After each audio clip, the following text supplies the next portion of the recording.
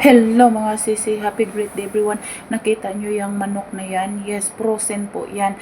Pero iba po ang klase sa yung kulay na green na yan. Kaya yan ang gusto namin bilhin. 13.50 po ang presyo niyan. Pero okay lang yan. Diyan sa nakahilera banda dyan, siya po ang mahal. Oo, kasi yung iba 9.75 lang naman, ba diba? So nakikita ninyo yan. O bakit kamo pinili ko yung mahal? Kasi good quality po ang mahal mga darling. Hindi naman din kami ang magbayad kung hindi pera ng amo namin. So, kailangan namin piliin kung saan ang good quality. Yun ang sabi niya. Hindi daw niya tinitingnan kung ang magkano presyo na yan. Basta quality po ang makakain nila. Ayaw nila yung mamurahin daw. Sa kasi sabihin, tatay, kung mamurahin daw, hindi daw masarap. Matigas daw ang laman. So, yan. Nakikita nyo yan. Mga frozen items po yan. Nakita nyo yung ibang lahi na napakita ko sa inyo. Kasi dati, nung last week po, Pilipino po ang na-assign dyan. Pilipino po. At saka kaibigan ko po yun. Naging kaibigan na lang namin kasi every Saturday po, nandito kami banda palagi sa Lulo. Hindi yun masama na pangalan ha, Meta. Hindi yan bastos sa hypermarket po yan.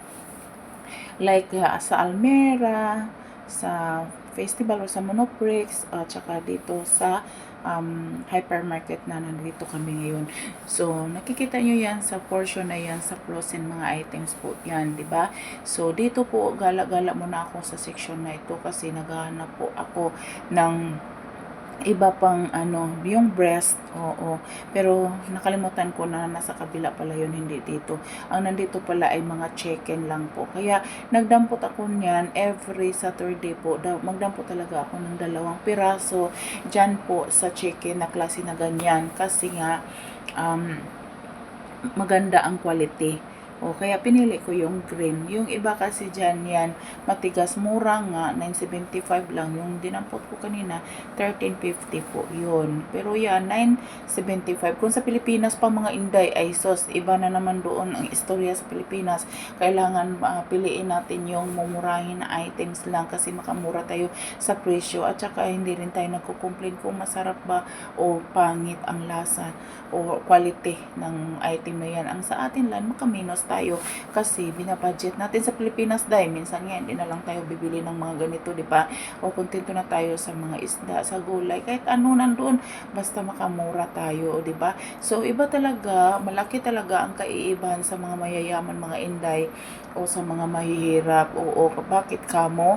Kasi like ganito yung Tender Juicy sa atin, bihira na lang tayong bibili ng Tender Juicy, di ba? Masarap to at saka quality din at saka mahal din.